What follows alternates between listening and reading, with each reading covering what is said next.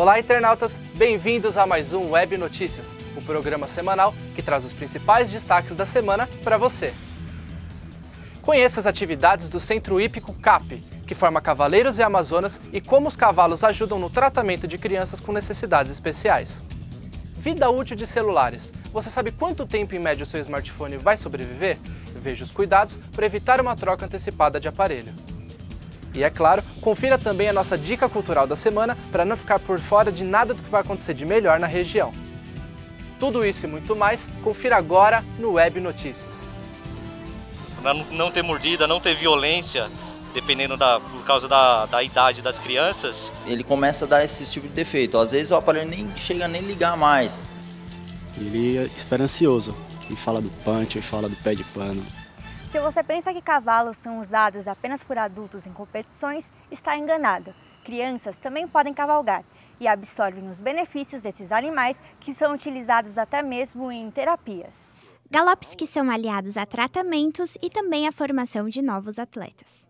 Em meio à correria das grandes cidades, crianças e adultos do ABC têm a oportunidade de praticar atividades que esses cavalos podem oferecer. A prática de esportes que envolvem cavalos pode começar desde o primeiro ano de idade. Em São Bernardo, o Centro Hípico CAP desenvolve diversas modalidades para o público.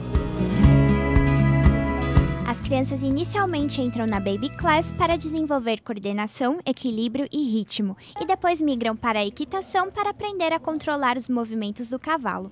A próxima modalidade é o salto, para aqueles que gostam de adrenalina. A demanda por esses esportes tem aumentado.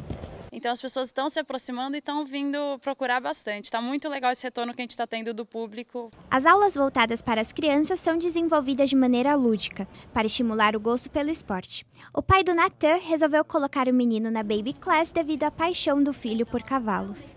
Ele ama os cavalos, né? É a vida dele, passa a semana toda, até chegar no sábado, que é o dia que ele faz aula. E ele é esperançoso, e fala do punch, e fala do pé de pano. Os melhores animais para esse tipo de finalidade são aqueles que têm a personalidade mais dócil. Ao contrário do que muita gente pensa, os cavalos são os animais adequados para isso. Às vezes as pessoas acham que só o cachorro que tem essa troca de carinho ou o gato. O cavalo é incrível como eles reconhecem quem está vindo. Então, eles já escutam as vozes de alguns alunos que vêm, traz cenoura, traz açúcar, eles relincham, eles batem a pata na cocheira.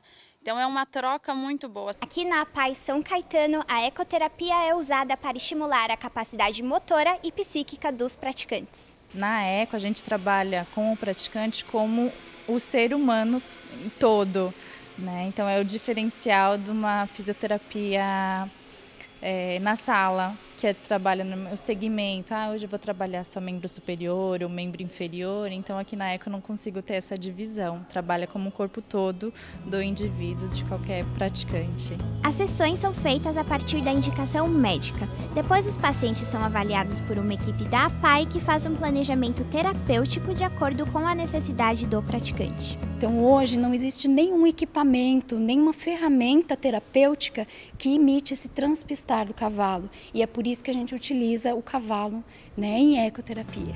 A mãe de Matheus adotou a ecoterapia depois de ver a funcionalidade do tratamento. Ela buscava por melhorias no firmamento do tronco do filho, que nasceu com encefalopatia neonatal. Ele tá mais com a cabecinha mais durinha, ele fica mais levantadinho. Então, assim, tá ajudando bastante esse tratamento dele. Esse tipo de tratamento vai além dos benefícios para os praticantes. Os cavalos também absorvem a sensibilidade do momento. O cavalo é um ser assim mágico, né, que desperta o imaginário das crianças, das pessoas, é um ser poderosíssimo, né? Ele além de ser reabilitador no sentido físico, motor, emocional, ele tem toda uma sinergia com a criança. E é mágico assim você perceber que ele aceita e consegue perceber a necessidade que aquela criança tem.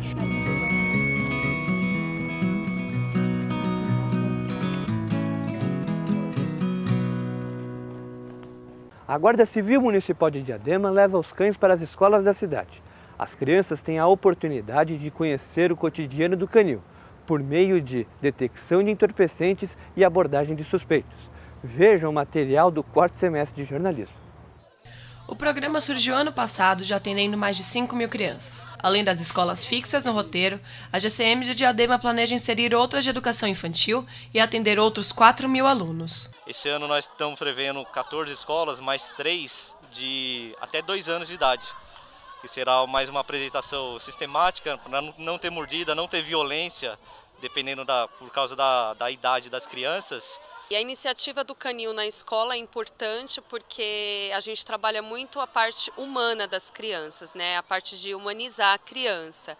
E o relacionamento com os cães é importante porque eles aprendem a disciplina, eles aprendem a ser companheiros, né? Eles aprendem que também eles podem ter esse contato com os animais. As apresentações duram em média 1 hora e demonstram o cotidiano do Canil da Guarda.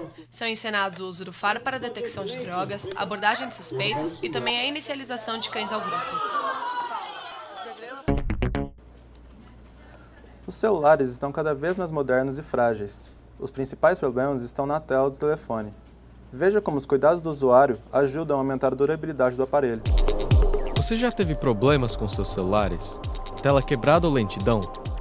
Os transtornos acontecem quando o telefone deixa de funcionar corretamente por problemas físicos ou operacionais. É mais se ele bate um componente da placa, às vezes ele pode perder o áudio do aparelho, ele pode danificar o próprio touch mesmo, sem estar quebrado a tela, pode danificar o touch. Questão de não ligar, questão de reiniciar sozinho, às vezes você abaixa um aplicativo, ele está com vírus, aí ele começa a dar esse tipo de defeito. Às vezes o aparelho nem chega a ligar mais, aí você faz a atualização do software, ele reinicia. Ou ele liga e fica nesse processador, dele ligar, aparecer o logo da marca do aparelho e voltar a ficar reiniciando sozinho. Panes em telefones celulares são frequentes, no entanto, muito depende do cuidado do usuário. Riscos e quedas podem afetar o pleno funcionamento do aparelho. Deixar diversos aplicativos abertos é uma atitude que pode fazer com que o celular fique devagar ou trave completamente. A parte de software, hoje em dia que o pessoal usa bastante o operacional Android, ele chega a travar muito nos aplicativos, que às vezes abaixa um aplicativo, às vezes esse aplicativo está com defeito e acaba instalando no próprio aparelho, no próprio processador do aparelho. Então é necessário respeitar os limites com atitudes simples, como fechar os aplicativos e cuidar da integridade física do celular, como proteger a tela, para que o aparelho dure o maior tempo possível.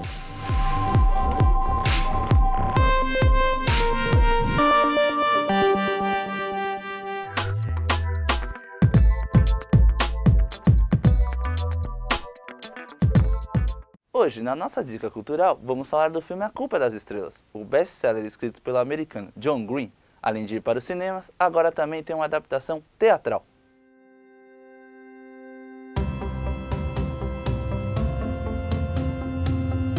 A trama foi adaptada pela jornalista Ângela Oliveira, com direção do Diogo Villamaior. Assim como no longa, o teatro vai narrar a vida de 2 jovens com câncer, o de Hazel Grace, personagem vivida por Shailene Woodley, e de Ansel Elgort, como Augustus Waters. A jovem sobreviveu até agora à doença com drogas experimentais e, após anos de tratamento, vai para um grupo de apoio, onde acaba conhecendo e se apaixonando pelo garoto. Os dois têm versões diferentes da vida. Ela sempre preocupada, enquanto ele procura viver intensamente. A peça vai acontecer no Teatro Municipal de Santo André, dia 2 de novembro, às 19 horas. Os ingressos comprados antecipadamente vão custar R$ 40 e no dia da peça, R$ 50. Meia entrada é R$ 25. Boa peça a todos! A cidade de São Caetano tem o melhor índice de desenvolvimento humano por município do país. Mas nem sempre foi assim. Conheça a história dos autonomistas da cidade e saiba como o local se tornou o melhor município para se viver do Brasil. Recheada de símbolos e grandeza, a história de São Caetano do Sul começou nas terras de uma pequena fazenda. E nos passos do progresso foi construída uma estrada de ferro, que deu passagem para os primeiros imigrantes italianos em 1877. E uma simples parada de trem definiu o embarque da cidade rumo ao desenvolvimento. Além da chegada dos italianos, outro marco histórico foi o movimento dos autonomistas. Moradores da região se uniram para a emancipação de São Caetano, que até então era subdistrito de Santo André, em 1928. Mas as manifestações não foram bem sucedidas. E em 1928 acontece o primeiro movimento de independência da cidade. Nessa época a gente tem que citar um nome que foi muito importante, que é Armando de Arruda Pereira, que depois foi diretor da Cerâmica São Caetano aqui na nossa cidade e acabou sendo até prefeito de São Paulo.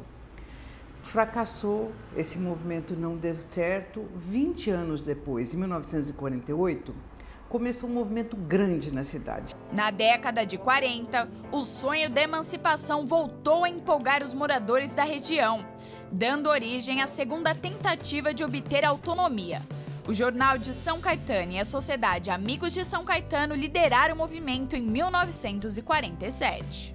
E a gente chamaria isso de um movimento de democracia mesmo, porque eram, segundo os relatos dele, eram pessoas nas ruas, parando, fazendo discursos, caminhões, onde eles subiam nesses caminhões e faziam comícios, várias casas na rua Perrela que serviam como sede para falarem sobre o ideal de separação de São Caetano da cidade de Santo André. Porque São Caetano, apesar de ter uma grande quantidade de indústrias, era uma cidade que tinha uma arrecadação muito pequena.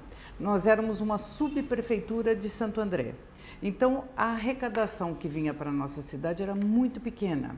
E a cidade não tinha ruas, calçadas, o problema da água, da falta de água era grande. 65 anos após o marco que transformou a pequena São Caetano em município, os nomes dos 95 líderes autonomistas estão eternizados na história, nas ruas e nos corações de quem mora na região.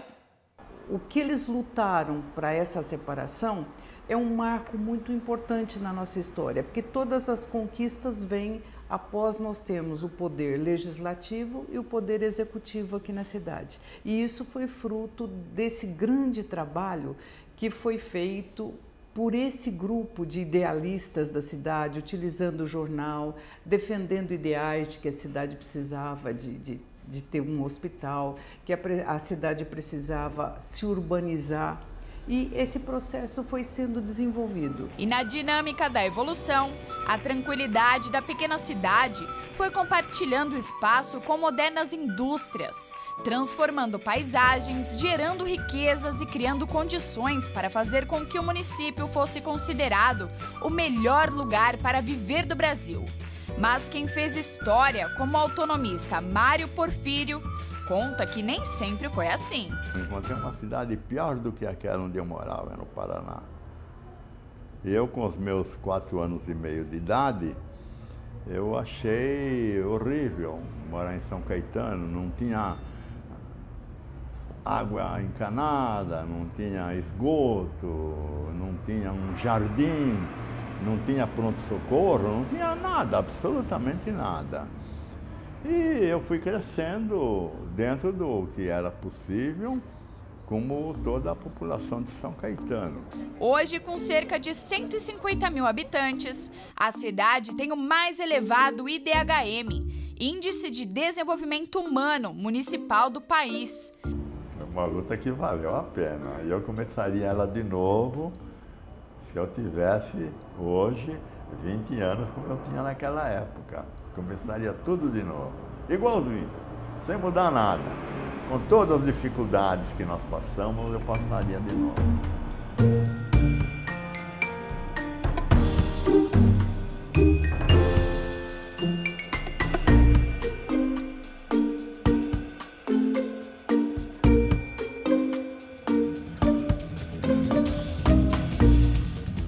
Termina aqui mais uma edição do Web Notícias.